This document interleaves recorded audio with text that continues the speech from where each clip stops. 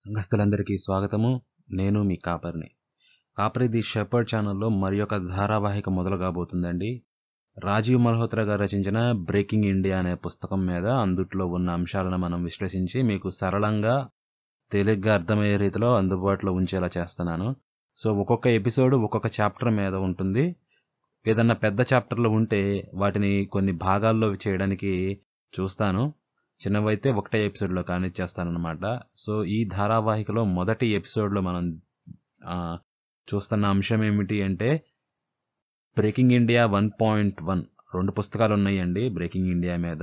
So ఒకటి 10 ఏళ్ల క్రితం వచ్చింది, ఇప్పుడు కొత్త పుస్తకం కూడా ఇంకోటి వచ్చింది, స్నేక్స్ ఇన్ ది గంగా అని చెప్పి. సో ఫస్ట్ బుక్ కంప్లీట్ అయిపోయిన తర్వాత సెకండ్ బుక్ ని స్టార్ట్ చేస్తాను డిస్కస్ చేయడం. ఇప్పుడు మనం ఫస్ట్ బుక్ లోని ఫస్ట్ చాప్టర్ ని డిస్కస్ చేసుకోబోతున్నాం అనమాట.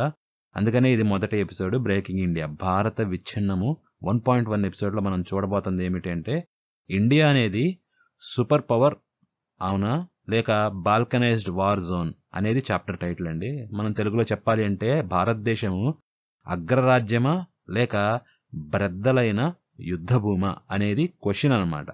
సో నిజంగా ఇది సూపర్ పవరా లేకపోతే ముక్కలవుతుందా యుద్ధ భూమా, ఇది ఏమైనా ఇక్కడ ఏమైనా యుద్ధం జరుగుతుందా, అది మనకు తెలుసా తెలియదా, ఎలా జరుగుతుందని చెప్పేసి ఈయన డిస్కస్ చేశారు. సో ఇదంతా కూడా ఒక ఎట్లా ఉండిద్ది అంటే ఒక స్టార్టింగ్ పాయింట్ లాగా ఉండిద్ది అనమాట. జస్ట్ ఒక ఇంట్రడక్షన్ లా ఉండిద్ది చాప్టర్. బుక్ ఏం డిస్కస్ చేసుకోబోతుంది అనేది మీరు ఇక్కడ టైటిల్లో చూస్తే western interventions in Dravidian and Dalit fault lines అని చెప్పేసి ఉంది. సో ఇక్కడ ఈ టైటిల్ ఏంటంటే పాశ్చాత్యం వాళ్ళు జోక్యం చేసుకోవడం అనమాట. పశ్చిమ శక్తులు భారతదేశంలో ఎలా అంటే సెన్సిటివ్ ఏరియాస్ లో ఫాల్ట్ లైన్స్ లో ఎలా జోక్యం చేసుకుంటున్నాయి అని చెప్పేసి ఈ పుస్తకం దాని మీద ఫోకస్ చేసిద్ది. సో అందుట్లో మనం మొదటి అధ్యాయం దీన్ని చూడబోతున్నాం. సో ఇంకా ఆలస్యం చేయకుండా బ్రేకింగ్ ఇండియా 1.1 లో ఏముందో మనం తెలుసుకుందాం రండి.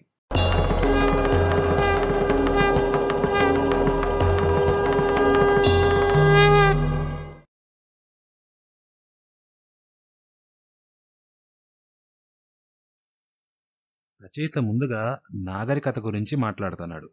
అసలు నాగరికత అంటే ఏంటి, ఒక దేశం గానీ ఒక ప్రాంతం గానీ ఉంది, అందుట్లో ఉండే ప్రజలకు నాగరికత అనేది ఎలా ఉంటుంది, దానివల్ల ఉపయోగం ఏంటి, దాని ఐడెంటిటీ ఏంటి అంటే ఈ ప్రజలందరికి కూడా ఒక ఉమ్మడి గుర్తింపు లేకపోతే సామూహికంగా మనము ఇది ఏంటి అని చెప్పేసి ఒక గుర్తింపునివ్వడానికి లేకపోతే ఒక పిక్చర్ని మనం అంటే ఏంటా అని చెప్పి ఒక కామన్ పిక్చర్ని ఇవ్వడానికి కూడా నాగరికత ఉపయోగపడుతుంది అనమాట. సో అంతేకాకుండా నాగరికత వల్ల ఏంటంటే ఉమ్మడి చరిత్ర కానివ్వండి, ఇది గతంలోకి వెళ్తే భవిష్యత్తులోకి వెళ్తే ఉమ్మడి భాగ్యము మన డెస్టినీ అంటారు కదా. సో అది అందరికీ సమిష్టిగా ఏం ఉంటుందని చెప్పేసి వీటన్నిటినీ మనం ఒక గుర్తించాలన్నా కానీ మనకి నాగరికత అనేది హెల్ప్ఫుల్ అయింది అనమాట.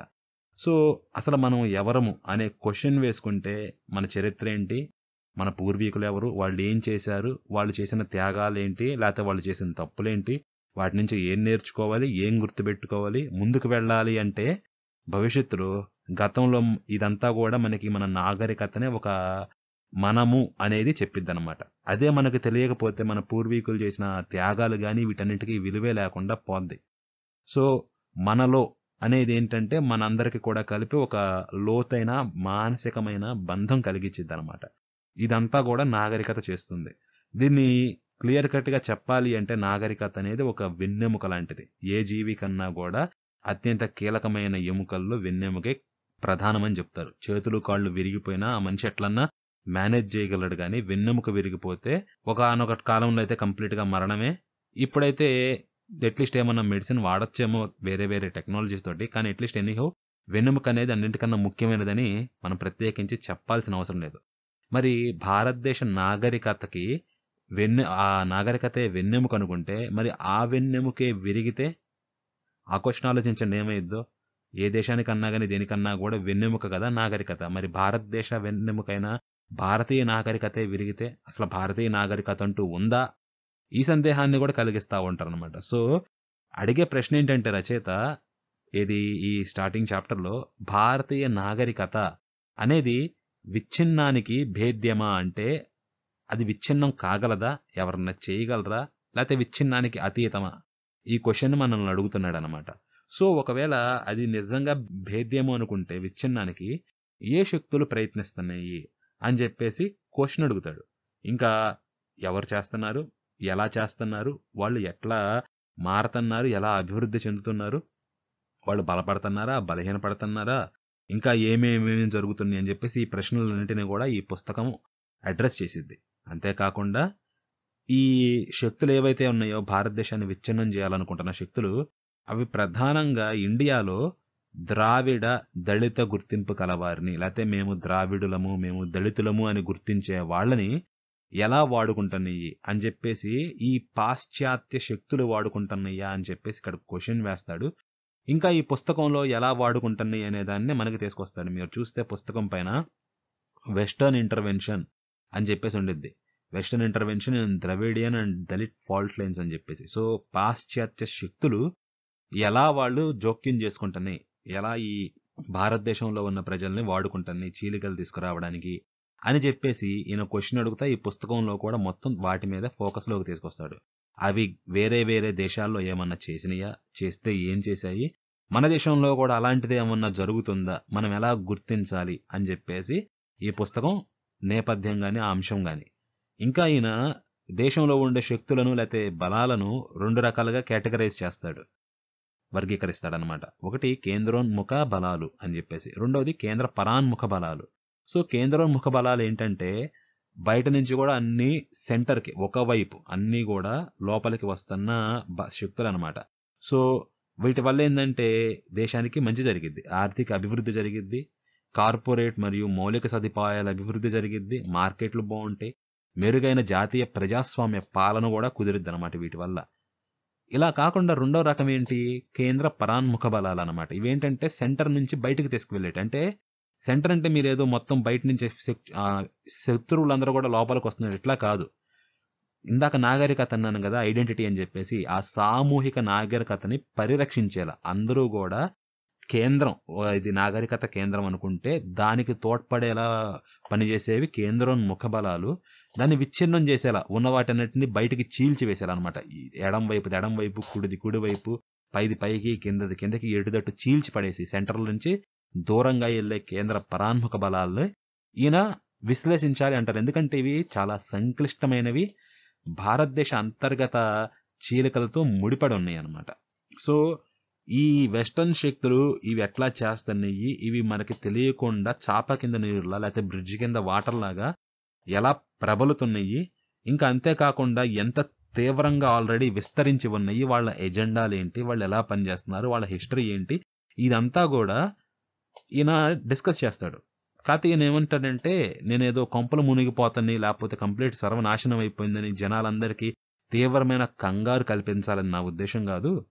కాకపోతే ఈ విచ్ఛిన్నకర శక్తుల పైన మనకు ఒక అవగాహన ఉండాలి, మన కనుసన్నల్లో ఇవి ఉండాలి. లేకపోతే శత్రువు అనేటోడు మిమ్మల్ని నాశనం చేయాలని ప్లాన్ వేస్తున్నప్పుడు వాడి మీద మీరు నిఘా పెట్టకపోతే, వాడిని మీరు అర్థం చేసుకోకపోతే మీరే నాశనం అయిపోతారు అనేది కామన్గా ఎవరికైనా తెలిసిందే. అందుకని చెప్పి ఈ డివిజివ్ ఫోర్సెస్ లేకపోతే విచ్ఛిన్న శక్తులు ఏవైతే ఉన్నాయో కేంద్ర పరాన్ముఖ బలాలు, వీటి మీద కూడా మనం ఫోకస్ పెట్టాలి అని చెప్పి ఈ పుస్తకం మెయిన్ గా వీటిని డిస్కస్ చేయడానికి వచ్చింది అనమాట. ఈ బలాలు లేకపోతే ఈ శక్తులు ఏవైతే ఉన్నాయో విచ్ఛిన్న శక్తులు ఒకదానితోటి ఒకటి ఎలా సహకరించుకుంటాయి, ఎలా ప్రణాళికలు వేసుకుంటాయి, ఏం చేస్తాయి అని చెప్పేసి మనం ఈ పుస్తకంలో చూడొచ్చు ఎగ్జాంపుల్స్ తోటి. సో మొత్తానికి ఏం చేస్తాయి అంటే ఇది విచ్ఛిన్నం చేయడము, లేకపోతే లోపల అంతర్గత విప్లవం తీసుకురావడము, ఇలాంటి అన్నింటినీ కూడా ఇవి దోహదపడతా ఉంటాయి ఇలా చేయాలని చెప్పేసి. ఈ శక్తులు ఏంటి అని చెప్పేసి మనకి తర్వాత చాప్టర్లో మనకు వచ్చింది. ఈయన క్లియర్ గా డీటెయిల్డ్ గా ఇస్తారు. ఇంట్రెస్ట్ ఉన్న వాళ్ళు ఎవరన్నా పుస్తకం కొనుక్కోండి, నేను కింద లింక్ లో డిస్క్రిప్షన్ ఇస్తాను. మీరు అమెజాన్ లో దొరుకుతుంది ఈ పుస్తకాన్ని, మీరు కొనుక్కొని చదవచ్చు. సో ఇది యాక్చువల్ గా చాలా క్రితం చేయాల్సిందనమాట. సో ఎప్పటికన్నా కానీ ఆలస్యం ఏమి అయిపోలేదు. ఎవరన్నా ఇంట్రెస్ట్ ఉన్న వాళ్ళు కింద పుస్తకాన్ని కొనుక్కొని చదవగలరు, తెలుగులో కూడా లభ్యమవుతుంది. సో నెక్స్ట్ ఇంకా రెండవ దానిలోకి వెళ్తే, భారతదేశంలో విచ్ఛిన్నకరమయ్యేటువంటి లక్షణాలున్నాయా లేకపోతే ఏమన్నా తేలిగ్గా విచ్ఛిన్నమయ్యే తత్వం గలదా అనే దాన్ని ఈయన డిస్కస్ చేస్తాడు. సో ఇంకా ఆలస్యం చేయకుండా దాన్ని కూడా చూద్దాం. రచయిత ఏమంటాడంటే, ప్రతిదీ కూడా బయట వాళ్ళ మీద నెట్టేయడం చాలా తేలిక, అంతా బయట వాళ్ళు వస్తున్నారు మన మీద దాడి చేస్తున్నారు అని చెప్పేసి. కాకపోతే ఇంకా ముఖ్యం ఏమిటి అంటే మన లోపల ఏమి తేడాగా ఉంది, లోపల ఎలా ఎట్లా అంటే ఐక్యత లేకపోవడం కానివ్వండి, లేకపోతే ప్రాబ్లం ఎక్కడుందా, లేకపోతే బలహీనత ఎక్కడుంది అనేది. ఇంకా అంతేకాకుండా శతాబ్దాల నుంచి కూడా ఈ విచ్ఛిన్నత అనేది మన లోపలే ఉన్న ఒక ధోరణ అనేది కూడా మనం ఒక ఒడంబడిక రావాలి. మనం ఒక అర్థం చేసుకొని, ఓకే ఇది బయట నుంచి ఉన్న ప్రాబ్లమే కాదు, మన లోపల కూడా ఉన్న సమస్య అనేది మనం ముందు గుర్తించి అంగీకరించాలి. అప్పుడే దాన్ని తీసివేయడమో లేకపోతే దాన్ని వీలైనంత వరకు బాగు చేసుకోవడమో జరిగింది. సో ఇక్కడ ఈయన మన లోపల ఉన్నవి ఏది విచ్ఛిన్నానికి అంతర్గతంగా లోపలే నిర్మితమైన ధోరణులు ఏవైతే ఉన్నాయో వాటిని ఫోకస్ లోకి తీసుకొస్తున్నాడు. ఎందుకంటే లోపల వీక్నెస్ లేకపోతే బయట ఉండే ఫోర్సెస్ వాటిని అడ్వాంటేజ్ తీసుకోలేదు. సో ఈయన ఏమని చెప్తున్నాడంటే, ప్రపంచంలో అత్యధిక బలహీనులు, లేకపోతే ఎట్లా చెప్పాలి, పేద ప్రజలు కానివ్వండి, బడుగు వర్గాలు కానివ్వండి, వీళ్ళందరూ కూడా భారతదేశంలోనే ఉన్నారు. ఇది ఒక పెద్ద సమస్య. దీన్ని బయట నుంచి వచ్చే శక్తులు అడ్వాంటేజ్ గా తీసుకోవచ్చు. ఇంకా ఇండియాలో పిల్లలకి నిరక్షరాస్యత చాలా ఎక్కువ ఉంది. సో అది కూడా ఒక ప్రాబ్లం. ఇంకా అంతేకాకుండా ఇప్పుడు ఇంకొక ప్రాబ్లం కూడా వస్తుంది. ఏంటంటే పాపులేషన్ ఎక్కువ, రిసోర్సెస్ అంత స్థాయిలో లేకపోయేసరికి నీటి కొరత కూడా ఒక సమస్య, ఇంకా భవిష్యత్తులో కూడా పెరగబోతున్న సమస్య అనమాట. దీన్ని అడ్వాంటేజ్ గా తీసుకుంటారేమో. సో ఇట్లా ఇదొక కండిషన్ అయితే, ఇంకా సామాజిక అన్యాయాలు ఏవైతే ఉందో, ఇంకా సో ఇవి 2 రకాలు ఉంటాయి అన్నమాట. మన సమాజంలోనే పుట్టిన అన్యాయాలు, ఇంతేకాకుండా విదేశీయులు ఉంటారు కదా, వాళ్ళు కల్పించినవి, వాళ్ళు పుట్టించి వాళ్ళు పోషించేవన్నమాట. 2 రకాలుగాను ఉంటాయి. లోపల అంతర్గత నిర్మితంగా వచ్చినవి ఉంటాయి అన్నమాట, వీళ్ళు పోషించేవి కూడా ఉంటాయి. సో వీటిని కూడా మనం అర్థం చేసుకొని వీటిని సరి చేయాల్సి ఉండిద్ది. సో వీటిని కూడా మనం కనిపెట్టాలి. ఇంకా తగినంతగా అత్యల్ప పౌరులకంటే బడుగు వర్గాలకు కానీ వీళ్ళకి ఫిల్టర్ కాని ఆర్థిక విజయం. ఏంటంటే ఇండియా బాగా డెవలప్ అయింది, ఆర్థికంగా విజయాన్ని సాధించింది అని అంటా ఉంటారు. కాకపోతే అది బడుగు వర్గాల దాకా చేరుతుందా ఆ విజయం అనేది, లేకపోతే ఆ ఫలాలు అనేవి కింద వాళ్ళ దాకా వస్తున్నాయి అనేది వేసుకోవలసిన ప్రశ్న. రాకపోతే బయట నుంచి వచ్చిన వాళ్ళు కింద వాళ్ళని అడ్వాంటేజ్ గా తీసుకుంటారు. అడ్వాంటేజ్ గా తీసుకున్నా తీసుకోకపోయినా అందరికీ ఆ ఫలాలు అందేలా చూడడం అనేది జనరల్ గా అందరి రెస్పాన్సిబిలిటీ అనమాట. దాన్ని కూడా ఎగ్జామిన్ చేసుకోవాలి అని చెప్పేసి అంటారు. ఇంతేకాకుండా ఆయన ఏమంటాడంటే, దేశంలో రకరకాల కదలికలు ఉంటాయి వేర్పాటువాదానికి సంబంధించి, వాటిని మీద కూడా మనం నిఘా పెట్టాలి, వాటిని కూడా మనం అర్థం చేసుకోవాలి. కాశ్మీర్ కానివ్వండి, లేకపోతే ఈశాన్య భారతం కానివ్వండి, లేకపోతే ఇంకా మావోయిస్టుల ప్రాబల్యం ఉన్న ఏవైతే అటవీ ప్రాంతాలు, లేకపోతే మారుమూల ప్రాంతాలు ఉంటాయి కదా, అట్లాంటి ప్రాంతాల్లో కానీ వేర్పాటువాదాలు ఎక్కడెక్కడైతే ఉన్నాయో వాటి మీద మనం బాగా ఫోకస్ పెట్టాల్సి ఉండిద్ది. ఇంతేకాకుండా ఇప్పుడు కొంచెం తగ్గినాయి, కానీ ఒకప్పుడు బాగా ఇస్లాం టెర్రర్ అటాక్స్ కూడా ఉండేటి. సో ఇన్ని అంశాలు ఉన్నాయి, ఇవన్నీ కూడా వేర్పాటువాదానికి సంబంధించినవే. వీటన్నిటిని కూడా మనం ఫోకస్ చేసుకోవాలి. వీటన్నిటిని వీలైనంత వరకు మనం అణిచివేయాలి. ఇవి లేకుండా వేర్పాటువాదాలు, ఇంకా ఎక్కడన్నా అన్యాయాలు ఉంటే వాటిని సరిచేయడానికి చూడాలన్నమాట. ఇంకా అంతేకాకుండా ఈ వేర్పాటువాదులు ఎవరైతే ఉన్నారో వీరు ద్రవిడియన్లు, ఇంకా ద్రావిడవాదులు, లేకపోతే దళితవాదులు, వీళ్ళను ఉపయోగించి ఎలా దక్షిణ ప్రాంతాల్లో హింసను సృష్టిస్తున్నారు, ఇలాంటివి కూడా ఈ పుస్తకంలో ఒక టాపిక్ గా డిస్కస్ చేయబడుతున్నాయి. నెక్స్ట్ అంశం ఏంటి అంటే సైబర్ స్పేస్ అనేది, అంటే ఇంటర్నెట్ కి సంబంధించింది. ఇండియాలో ఇంటర్నెట్ వాడకం చాలా ఎక్కువ, చాలా తక్కువ రేటుకి వస్తూ ఉంటుంది ఇంటర్నెట్. ప్రపంచంలో మిగతా వాళ్ళతో పోలిస్తే ఇండియాలో అంటే వాడకం చాలా ఎక్కువ అనమాట. దాదాపు నెంబర్ 1 యూసేజ్ ఉంది ఇండియాకి, అంత మార్కెట్ కూడా ఉంది. సో అలాంటిది మరి సైబర్ స్పేస్ అనేది ఇండియాకి ఒక ఆవాసం అవుతుందా, లేకపోతే సైబర్ స్పేసే మన వీక్నెస్ అవుతుందా? అంటే దాన్ని ఉపయోగించే, ఇంటర్నెట్ ని ఉపయోగించే ఇండియాని దెబ్బతీయాలని చూస్తున్నారా అనేది కూడా ఒక క్వశ్చన్. ఎందుకంటే మన నెట్వర్క్ సరిగా లేకపోతే, స్ట్రాంగ్ గా లేకపోతే సెక్యూరిటీ అనేది బయట నుంచి వచ్చిన విదేశీ శక్తులు యాప్ల రూపంలో కానివ్వండి, వెబ్సైట్ల రూపంలో కానివ్వండి, కంపెనీల రూపంలో ఎలాగన్నా వచ్చి ఇండియన్స్ మీద వాళ్ళ డేటాని గూగుల్ కానివ్వండి, ఫేస్బుక్ కానివ్వండి, ఏదన్నా కూడా ఏ కంపెనీల ద్వారా అన్నా ఎలాగన్నా కూడా డేటాని ఇక్కడి నుంచి తస్కరించి వాళ్ళు అక్కడ వాళ్ళ ఉపయోగాల కోసం, వాళ్ళ స్వలాభం కోసం వాడుకునే అవకాశం ఉంది. అలా జరగకుండా ఉండాలంటే సైబర్ స్పేస్ ని ఫోర్టిఫై చేయాల్సి ఉంటుంది. సో దాన్ని కూడా మనం గమనించుకోవాలి అని చెప్పేసి రచయిత చెప్తున్నాడు. ఇంకా ఇండియాలో ఉన్న ప్రాబ్లం ఏంటి అంటే చుట్టూరా కూడా అస్థిరమైన తీవ్రవాద దేశాలు. సో పాకిస్తాన్ తీసుకోండి, కింద మాల్దీవ్స్ తీసుకోండి, మొన్న ఇండియాతో గొడవ అయింది. శ్రీలంక తీసుకోండి, అది ప్రాబ్లమాటిక్. లేకపోతే ఇటు పక్క మనకి ఈశాన్యం తీసుకుంటే చెప్పాల్సిన అవసరం లేదు బోర్డర్ నుంచి. ఇక ఉత్తరాన ఉన్న చైనా గురించి అయితే అసలు చెప్పాల్సిన అవసరమే లేదనమాట. సో చుట్టూరా కూడా ప్రాబ్లమాటిక్ దేశాలతోటి థ్రెట్ అయితే ఉంది ఇండియాకి. సో మరి వాటిని కూడా గమనించాలి కదా. ఆ దేశాలు ఇండియా లోపల ఏమన్నా సమస్యలు సృష్టిస్తున్నాయా? ఇస్లాం పరంగా కానివ్వండి, మావోయిస్టులు కమ్యూనిజం పరంగా కానివ్వండి, లేకపోతే ఇంకా దూరంలో ఉన్న యూరోప్ కానీ వీళ్ళందరూ కూడా ఇక్కడ ఉన్న క్రైస్తవం ద్వారా ఏ సమస్యలు సృష్టిస్తున్నారు అని చెప్పేసి వాటిని కూడా పరిశీలించుకోవాల్సిన అవసరం ఉంది. సో వాటిని కూడా ఈ పుస్తకంలో అంశాలుగా ఆయన చేర్చాడు. సో అల్టిమేట్గా ఈయన ఏమని క్వశ్చన్ అడుగుతున్నాడంటే, వీళ్ళు ఇంతగా విచ్చలవిడితనంగా చేస్తుంటే మరి ప్రభుత్వం ఏం చేస్తుంది? జనాలు ప్రజాస్వామ్యం పేరిట వాళ్ళకి too much Liberty, too much freedom ఇచ్చిందా? లేకపోతే పరిపాలనే లోబడిందా? పరిపాలనే సమర్థవంతంగా లేదా అని చెప్పేసి రచయిత ఒక ప్రశ్నిస్తాడనమాట. ఇది మనం ఆలోచించుకోవాలి. ప్రజాస్వామ్యం ఎక్కువైందా ప్రజలకి, లేకపోతే పరిపాలన లోబడిందా అని చెప్పేసి ఏం జరుగుతుందా అని చెప్పి ఎవరికి వాళ్ళు ఆలోచించుకోవాల్సి ఉండిద్ది. ఇంకా ఆయన ఏమంటాడంటే, భారతదేశంలో విచ్ఛిన్నం అవ్వడానికి అంతర్గత నిర్మిత ధోరణులు అయితే ఉండనే ఉన్నాయి. కాకపోతే మిగతా వాటికన్నా కూడా భిన్నంగా భారతదేశంలో స్థితిస్థాపకత కూడా ఉంది. అంటే ఒకవేళ ఏంటంటే ముందుకు అంటే నెట్టేస్తే ఒక పొజిషన్ నుంచి తిరిగి ఆ పొజిషన్కి రిటర్న్ అవ్వగల శక్తి అన్నమాట.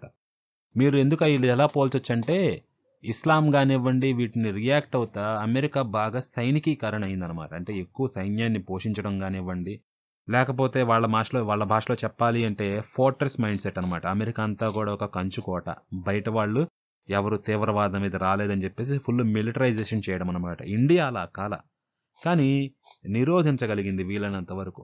సో ఇది కూడా ఇండియా యొక్క రెసిలియన్స్ కి ఒక సైన్ అనమాట. ఇంకా అంతేకాకుండా నేను ఏమంటాడంటే, మిగతా దేశాల్లో ఇబ్బంది పెట్టిన ఇస్లాము ఇండియాలో ఆ లెవెల్ ఇబ్బంది పెట్టలేకపోయింది. అంతేకాకుండా ఏంటంటే మిగతా దేశాల కన్నా కూడా భారతదేశంలో ఇస్లాం అనేది చాలా విభిన్నంగా ఉండిద్ది. ఇంతకాలం ఉన్నాక, ఇన్ని శతాబ్దాలు ఉన్నాక కూడా మిగతా సంస్కృతులు బతకగలిగినాయి, హిందూయిజం కూడా నిలబడగలిగింది. అంతేకాకుండా ఎక్కడికక్కడ కూడా సాంస్కృతికంగా మొత్తం అన్ని కలిసిపోయింది, ఒక సమ్మేళనం జరిగిపోయింది. చాలా మతాలు కూడా కలిసి సహజీవనం చేయగలుగుతున్నాయి. ఇది మిగతా దేశాల్లో ఏంటంటే రాజ్యాంగం ద్వారా లేకపోతే మిలిటరీ ద్వారా వీటి ద్వారా ఎన్ఫోర్స్ అయితే, భారతదేశంలో మాత్రం అక్కడక్కడ చెదురుముదురు ఘటనలు ఉన్న సహజంగానే వచ్చింది. సో ఇది కూడా గమనించగలిగిన అంశం అన్నమాట. సో ఇంతే కాకుండా రిజర్వేషన్లు అనేది కూడా భారతదేశానికి స్వాతంత్రం వచ్చినప్పుడు వాళ్ళు తీసుకున్న చర్య, ఇది ఎంతో కొంత బ్యాలెన్స్ చేయగలిగింది. కానీ రచయిత ఏమంటాడంటే, ఇంకా చాలా ఇందులో చేసుంటే బాగుండేది, కాకపోతే చాలా ఆలస్యంగా చేస్తున్నారు, చాలా తక్కువ చేస్తున్నారు చేసేది కూడా. సో ఈ చర్యల వల్ల ఏంటంటే కొన్నిసార్లు ప్రజల్లో అశాంతి నెలకొనడం, లేకపోతే కొంచెం నిరాశ నిస్పృహలు కలగడం కూడా అవకాశం ఉంది. వీలైతే వాటిని కూడా అడ్రస్ చేయాలని చెప్పేసి రచయిత చెప్తున్నాడు అనమాట. సో ఇక ఈయన ఏమంటాడంటే, భారతదేశంలో ఈ ఏదైతే ఉందో రెసిలియన్స్ అనేది, ఇది ప్రైమరీగా ఎక్కడి నుంచి, ప్రప్రథమంగా ఎక్కడి నుంచి వస్తుందంటే, మన పౌరులందరూ కూడా ఎదుటోళ్ళ ఎట్లా చెప్పాలి, వాళ్ళని అకామిడేట్ చేయడం, అంటే వాళ్ళకు కూడా ఆవాసాన్ని కల్పించడం, మిగతా మతాలతోటి వీటితోటి కొంచెం ఫ్లెక్సిబుల్గా ఉండడం. ఓకే, ఇంకా అంతేకాకుండా ఎవరన్నా అణగారిన వర్గాలు ఉంటే వాళ్ళని బయట ధర్నాలు గట్రా ఇవేమీ చేయకుండా వాళ్ళకంటూ కొంచెం సానుకూలమైన నిర్ణయాలు తీసుకోవడం, వాళ్ళకు కొంచెం బెనిఫిట్స్ ఇవ్వడం, ఇలాంటివి అనేవి ఉన్నాయి కాబట్టి ఇండియా ఎట్లా నిలిచింది అని చెప్పేసి రచయిత చెప్తాడు.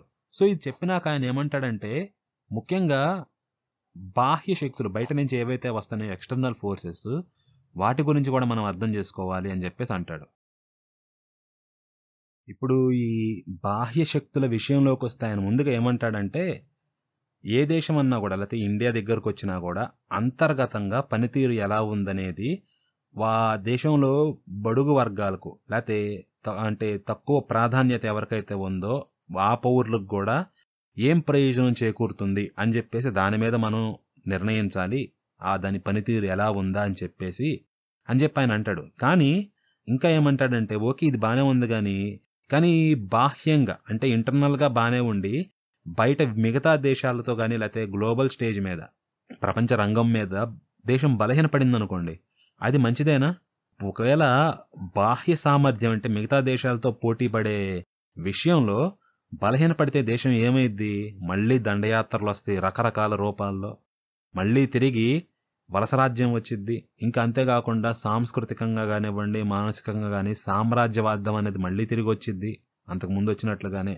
ఇంకా అంతేకాకుండా బయట దేశాలు ఇష్టం వచ్చినట్టుగా అడ్డగోలుగా అవాంఛిత, అంటే మీరు మీ ఇష్టాలతో పని లేకుండా మీకు ఇష్టం లేని అవాంఛిత మీరు కోరుకొని జోక్యాలను కూడా చేసుకుంటే సో అని చెప్పేసి ఆయన చెప్తాడు. అందుకని చెప్పేసి ఇంటర్నల్ గానే కాదు ఎక్స్టర్నల్ గా కూడా డెవలప్ అవ్వడం, స్ట్రాంగ్ అవ్వడం అనేది అంతే ఇంపార్టెంట్ అని చెప్పేసి అంటాడు. సో ఇదేంటంటే ఈ దండయాత్రలు కానీ వలస రాజ్యం కానీ ఇవన్నీ కూడా చాలాసార్లు జరిగిన చరిత్రలో, కొత్తగా చెప్పాల్సిన అవసరం లేదు. భారతదేశంలో ఏం చేస్తున్నారంటే ఏదో ఒక సాకు, ఏదో ఒక మిషతోటి దండయాత్రలు చేస్తున్నారు, డైరెక్ట్ గా చేయకపోయినా.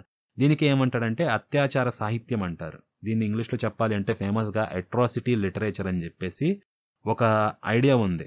సో అది ఏంటి అంటే మీ దేశంలో అన్యాయాలు జరుగుతున్నాయి, అక్రమాలు జరుగుతున్నాయి అనే కారణాన్ని చూపించి ఆ ఇన్స్టెన్సెస్ కానివ్వండి, లేకపోతే ఇప్పుడు ఉదాహరణకి బాగా చెప్పాలంటే సతీ సాగమనం, మీ దేశంలో అందరు ఆడవాళ్ళని తగలబెట్టేస్తున్నారనే ఒక ఒక ఒక సామాజిక భూతాన్ని సృష్టించి మొత్తం మేబీ 1-2 కేసులు ఎక్కడైనా జరుగుండొచ్చు, అది కూడా విల్ఫుల్ గా జరిగిందా లేకపోతే ఎట్లా జరిగిందనేది ప్రాపర్ గా డిస్కస్ చేయకుండా మొత్తం అంతా పెనుభూతాన్ని వీళ్ళు కల్పించేసి కొంపలు మునిగిపోయినాయి అని చెప్పేసి ఏదో అలజడి సృష్టించి ఇదొక సాహిత్యంగా మలచి జనాలు ఎవరన్నా గాని ఇండియా అని తలుచుకుంటే ఇదే గుర్తొచ్చేలాగా దీన్నే ఒక సాహిత్యం చేసి ఆ సాహిత్యాన్ని ప్రచారం చేసి ఈ ప్రచారాన్ని వాడుకొని భారతదేశంలో ఇదంతా చాలా ప్రబలి ఉంది, ఇప్పుడు మేము జోక్యం చేసుకోకపోతే దీన్ని కాపాడలేము, లేకపోతే ప్రజల్ని కాపాడలేము, దీన్ని కంట్రోల్ చేయలేమని చెప్పేసి ఈ సాహిత్యాన్ని చూపించి ఈ మిషతోటి భారతీయులందరినీ కూడా మేము నాగరీకరించాలి, వాళ్ళకి నాగరికత లేదు సరిగ్గా, వాళ్ళు నాగరికులు కాదు కాబట్టి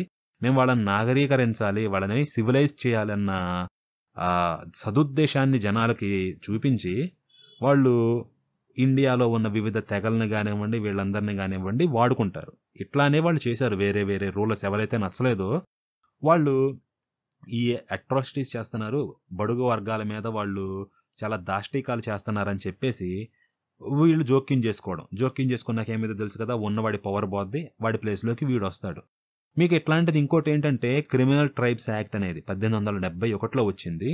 సో ఇదేంటంటే ఇండియాలో ఏవేవైతే క్రిమినల్స్ అంటే నేరస్తులు అని ఎట్లా చెప్పాలి, నేరస్తులు అని ధృవీకరించబడి లేకపోతే వీళ్ళు ఏదన్నా తెగ వీళ్ళందరూ నేరస్తులే అని చెప్పేసి అంటే వాళ్ళు డిక్లేర్ చేశారంటే ఆ ట్రైబ్ పైన వీళ్ళు జెనోసైడ్ చేయొచ్చు, అంటే ఉన్న వాళ్ళందరినీ చంపేయచ్చు, వీళ్ళందరూ దొంగలు లేకపోతే దుష్టులు ఇట్లా కేటగరైజ్ చేసి దాన్ని లీగలైజ్ చేస్తా పాస్ చేశారన్నమాట క్రిమినల్ ట్రైబ్స్ యాక్ట్ అనేది. మీకు ఫేమస్ గా చూస్తే ఎలా ఉండిద్దంటే ఈ తెగలో ఎవరైతే పుట్టారో వాళ్ళు పుట్టుక నుంచి కూడా దొంగలే, ఏదైనా ఒక తెగ ఇది దొంగల తెగ అని వీళ్ళు ముద్రేశారు అంటే మీకు ఒకవేళ ఫేమస్ గా ఇది తెలిసి ఉండకపోవచ్చు, థగ్ అంటే మీకు ఎవరు గుర్తొస్తారు? థగ్ అంటే దొంగ అనేది మీకు గుర్తొచ్చింది. మీకు థగ్స్ ఆఫ్ హిందుస్థాన్ అని కూడా ఉంది కదా సినిమా. సో యాక్చువల్ గా థగ్ అనేది ఒక తెగ ఇండియాలో, నాకు కూడా ఈ పుస్తకం చదివినాకే తెలిసింది. సో ఆ థగ్ అనే తెగని బ్రిటిష్ వాళ్ళు క్రిమినల్ ట్రైబ్ గా చేసి దాన్ని ఎంతగా పాపులరైజ్ అయిందంటే ఈ అట్రాసిటీ లిటరేచర్ అనేది ఎవరికన్నా కూడా థగ్ అంటే అది ఇండియాలో ఒక తెగ కాదు, భారతదేశంలో తెగ కాదు, అది వాడొక దొంగ అని చెప్పేసి జనాల మైండ్లో రిజిస్టర్ అయిపోయింది అనమాట, నా మైండ్లో కూడా ఆఖరికి. అంతలా వీళ్ళు దాన్ని పాపులరైజ్ చేశారు. ఎవరైతే నచ్చరో లేకపోతే ఎవరినైతే వాడుకోవాలో దాన్ని అంతటిని కూడా వీళ్ళు ఇట్లా మేము మంచి చేస్తున్నాం వాళ్ళు దుర్మార్గులు అని చెప్పేసి వీళ్ళు అడ్డగోలుగా జోక్యం చేసుకోవడానికి వాడుకున్నారు బ్రిటిష్ వాళ్ళు. ఇది ఇందుట్లోనే కాదు, మహిళా హక్కులను కూడా వీళ్ళు హరించారనమాట. ఎలాగా వీళ్ళు హరించేది? సో మనకేందంటే ఈ వీనా ఓల్డెన్బర్గ్ అనే ఆవిడ డౌరీ మర్డర్ అనే పుస్తకాన్ని రాసింది. సో అందుట్లో ఏంటంటే బ్రిటిష్ వాళ్ళు ఎక్కడికక్కడ కూడా ఏంటంటే వాళ్ళ దేశీయమైన సంస్కృతి ఉండేది కదా, దానికి వ్యతిరేకంగా సాక్ష్యాలు చెప్పించడము, ఓకే, లేకపోతే కేసులు పెట్టడం కానివ్వండి, ఇలాంటివి చేయించేవాళ్ళు లోకల్స్ చేత, అంటే మన దేశంలో ఉన్న వాళ్ళ చేతనే మన దేశ సంస్కృతికి వ్యతిరేకంగానే వీళ్ళు కేసులు పెట్టేలా చేసేవాళ్ళు. ఇలా చేసినాక వీళ్ళు ఏంటంటే ఈ కేసులను కానివ్వండి లేకపోతే ఈ చెదురు మొదురు రిపోర్ట్లు ఉంటాయి కదా, వీటన్నిటినీ వాళ్ళు సేకరించి ఓకే ఇక్కడ తేడా ఉంది సిస్టమ్, ఈ సిస్టమ్ మొత్తాన్ని మనం మార్చాలి అని చెప్పేసి వాళ్ళు ఏకపక్షంగా చట్టాలు చేసేటోళ్ళు. చట్టాలు చేసి ఏం చేసేవాళ్ళు, ఏది దురాఘాతాల పేరు చెప్పి సామాన్యుల యొక్క హక్కుల్ని హరించారు. మీకు ఉదాహరణ ఏంటంటే ఈ డౌరీ మర్డర్ ఉంది కదా, ఇది ఎట్లా వచ్చిందంటే ఈ పుస్తకంలో ఏమని ఉంటుందంటే, వీళ్ళు స్త్రీల యొక్క ఆస్తి హక్కుని తీసివేయడం వల్ల, ఏది స్త్రీలకి ఆస్తి ఉండకూడదు అని చెప్పేసి వాళ్ళకి ఆ హక్కుని హరించడం వల్ల సమాజంలో కట్నాలు పెరిగినాయి.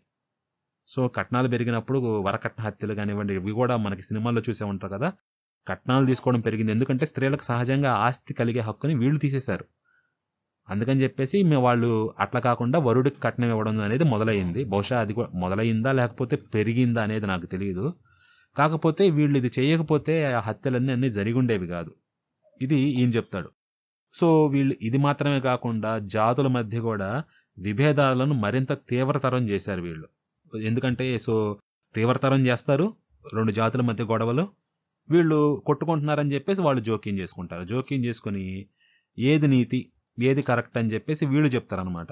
మీకు ఉదాహరణకి బ్రహ్మానందం కూడా ఉందన్నమాట సినిమా, మీరిద్దరు కొట్టుకోకండ్రా అని చెప్పేసి జోక్ చెప్తాడు. సో అట్లాగనమాట ఇది. ఇంకా అంతేకాకుండా వింతేంటంటే కార్మికుల పైన అఘాయిత్యాలు అని చెప్పేసి, ఏది ఓనర్లు, ఫ్యాక్టరీ యజమానులు కానివ్వండి, ఇంకా ఎవరన్నా ఏ పరిశ్రమ యజమానులు కూడా కార్మికుల పైన అఘాయిత్యాలు చేస్తున్నారు, వాళ్ళకి సరైన జీతాలు ఇవ్వటం లేదు, వాళ్ళకి పనులు సరిగ్గా ఉండటం లేదు, పని కండిషన్స్ ఉండట్లేదని చెప్పి వీళ్ళు జోక్యం చేసుకొని ఎవరైతే ఓనర్లు ఉన్నారో వాళ్ళు పని చేయకుండా చేశారు. వాళ్ళ దగ్గర నుంచి పని చేసే హక్కును లాగిపడేశారు. ఇవిడేమైంది, ఓనర్లకి లేదు పని చేసుకోవడం, కార్మికులకి పని లేదు. సో వీళ్ళు అట్లీస్ట్ కొంచెం ఏమన్నా ఉండుండొచ్చు కాక, అఘాయిత్యాలు అనేవి ఏమన్నా జరుగుతాయి, వీళ్ళు అట్లీస్ట్ బతుకుతున్నారు కనీసం. తర్వాత ఏం జరిగింది, వీళ్ళకి బతుకు కూడా లేకుండా చేశాడనమాట. సో కార్మికుల పైన అఘాయిత్యాలు చేస్తున్నాడని చెప్పి బ్రిటిష్ వాడి డెవలప్మెంట్కి అడ్డుగా ఏవైతే లోకల్ ఇండస్ట్రీస్ ఉన్నాయో వాటి మొత్తాన్ని మూసేయిచ్చాడు. సో ఇప్పుడు ఎవరు డెవలప్ అయ్యాడు, కార్మికులు డెవలప్ అయ్యారా, కాలా. యజమానులు డెవలప్ అయ్యారా, కాలా. ఎవరు డెవలప్ అయ్యాడంటే బ్రిటిష్ వాడు డెవలప్ అయ్యాడు. ఎందుకు, లోకల్ ఇండస్ట్రీ మొత్తం మూతపడింది కదా. ఓకే, ఇండస్ట్రీ మొత్తం ఒక్క ఇండస్ట్రీ అనే కాదు, వాటిని అడ్డం పెట్టుకొని కామన్ గా కూడా లాస్ చేయొచ్చు. ఇలా ఇలా ఇలా ఇలా కండిషన్స్ ఉండాలని. వీటన్నిటిని పాటించలేనప్పుడు ఏమైంది, దివాళాలు తెస్తాయి కంపెనీలు. లోకల్ కంపెనీలు దివాళాలు తెస్తే ఇంకా బ్రిటిష్ వాడికి సరికే కొనాలన్నమాట. సో వివిధ భారతీయ పరిశ్రమలను చట్ట విరుద్ధం చేశాడు. ఏది, కార్మికులపై అఘాయిత్యాలు అని చెప్పేసి దాన్ని చూపించి, ఆ మిషన్ చూపించి. సో వీడు ఇదంతా కూడా అక్కడక్కడ ఒక్కో సంఘటనల్ని తీసుకొని ఒక లిటరేచర్ చేస్తారనమాట. సో ఏంది, సాహిత్యాన్ని చేసి దేశమంతా ఇదే పరిస్థితి, లేకపోతే ఈ దేశీయులందరూ కూడా ఈ రకాలే అనే ఒక జనరలైజ్ గా చేసి, వాడి సొంత దేశంలో ఎటు బాలేదు కాతే దాన్ని తీసుకురాడు కదా ఇక్కడికి అంశంలోకి. ఇక్కడ ఉన్న ప్రాబ్లమ్స్ నే సహజంగా అంటే జనరలైజ్ చేస్తారనమాట. ఇది అంతటా ఉంది, ఇది కామన్ అని చెప్పి వాడికి ఏదైతే బెనిఫిట్ ఉండిద్దో దాన్ని తీసుకొచ్చి చూపిస్తాడు. సో ఇది వీడు చేసే టాక్టిక్ అనమాట. సో ఇంకా బాహ్య శక్తుల్లో ఇంకా ఏమేమి ఉంటాయి అంటే, ఇలా దేశంలో ఉన్న పరిశ్రమలు మొత్తం సంకనాకిపోతే బ్రిటిష్ వాళ్ళు ఏమంటే వాళ్ళ ఇండస్ట్రియల్ రెవల్యూషన్ ని మొదలు పెట్టుకుని వాళ్ళు పండగ చేసుకున్నారు. ఇక్కడ ఎస్టిమేషన్ ఏంటంటే, ఈయన ఒక ఆథర్ని కోట్ చేశాడు, బ్రిటిష్ ఆథర్ని. ఆ బ్రిటిష్ రచయిత విలియం డిగ్బీ ఏమని చెప్పాడంటే, 1757 నుంచి 1812 మధ్యలో భారతదేశం నుండి బ్రిటన్ కి వెళ్తున్న ప్రాఫిట్ అనమాట, లాభాలు ఎంత అంటే సుమారుగా 500 నుంచి అంటే 500 మిలియన్ అంటే ఎంత అంటే మనకి 50 కోట్ల నుంచి 1 బిలియన్ 100 కోట్ల పౌండ్లు అనమాట ఈ మధ్యలో ఉంది అని చెప్పేసి ఎస్టిమేషన్ వేసారు. మొత్తం టోటల్ గా వేసిన ఎస్టిమేషన్. సో ఇది ఇప్పుడు ఈ నేటి పవర్ తోటి చూసారనుకోండి, అప్పుడు కాకుండా ఇప్పుడు ఓవర్ $1 ట్రిలియన్ ఉండిద్ది. ట్రిలియన్ అంటే 1,00,000 కోట్లు అనమాట, ట్రిలియన్ అంటే. సో $1,00,000 కోట్ల దాకా ఈ ఎస్టిమేషన్ ఉండేది టోటల్ గా వీళ్ళు చేసింది, ఎంత తీసుకెళ్తున్నారని చెప్పేసి. ఇంకా రీసెంట్ గా ఒక ఎకానమిస్ట్ అమియా బగ్చీని కూడా కోట్ చేశాడు. వారు ఏమని చెప్పారంటే, దాదాపుగా మన దేశంలో కరెంట్ జీడిపి ఈయన రాసినప్పుడు 1984 ఆ జీడిపిలో 5 నుంచి 6% ఉండిద్ది అని చెప్పేసి వాళ్ళు చెప్పారు. ఇంకా వీళ్ళు ఈ అట్రాసిటీ లిటరేచర్ని, లేకపోతే వర్కర్లకి ఎగనెస్ట్ గా ఏదన్నా జరిగితే చిన్న ఘటన, దాన్ని వీళ్ళు చాలా హైలైట్ చేసి చాలా చాలా డాక్యుమెంట్ చేసి క్లీన్ గా ప్రజెంట్ చేసి మరి ఎంత వాడుకోవాలో అంతవరకు వాడుకున్నారు. సో దీనివల్ల మిగతా అవన్నీ కూడా మూతలు పడ్డాయి. కంపెనీలు ఇండియన్ ఇండస్ట్రీస్ ఏవైతే ఉన్నాయో అవి దెబ్బలు తిన్నాయి. సో ఇప్పుడు ఏంటంటే మ్యాసివ్ గా అన్ఎంప్లాయ్మెంట్ అనేది పెరిగింది. సో ఇక్కడ ఈయన గాంధీ గారిది హిందూ స్వరాజ్ కూడా, సో ఆయన గాంధీ రాసిన హిందూ స్వరాజ్ని కూడా ఇక్కడ డిస్కస్ చేస్తాడు. ఆయన ఏమంటాడంటే గాంధీ అందుట్లో భారతీయ వర్కర్లు ఎవరైతే ఉన్నారో వాళ్లే బ్రిటిష్ రాజ్యాన్ని భరిస్తున్నారు. కాకపోతే వాళ్ళు ఏంటంటే బ్రిటిష్ వాడి ఎత్తులు తెలుసుకోలేక ఏం చేస్తున్నారంటే మేమేదో పేట్రియాటిక్, మేము దేశభక్తులు అని అనుకుంటున్నారు. కానీ యాక్చువల్ గా వెనకాల ఏం జరుగుతుందో తెలియదు అని చెప్పేసి గాంధీజీ డిస్కస్ చేశాడు అని చెప్పేసి ఇక్కడ అంటున్నాడు. మరి నేను దాన్ని చదవలేదు, సో అందుకని నాకు తెలియదు. ఇక్కడ ఏమంటాడంటే రచయిత, ఆయన రాసినాక 100 ఏళ్లు గడిచింది, సో మనం ఇప్పుడన్నా పరిశీలించుకోవాలి కదా ఏం జరిగింది అని చెప్పేసి ఈయన అంటాడు.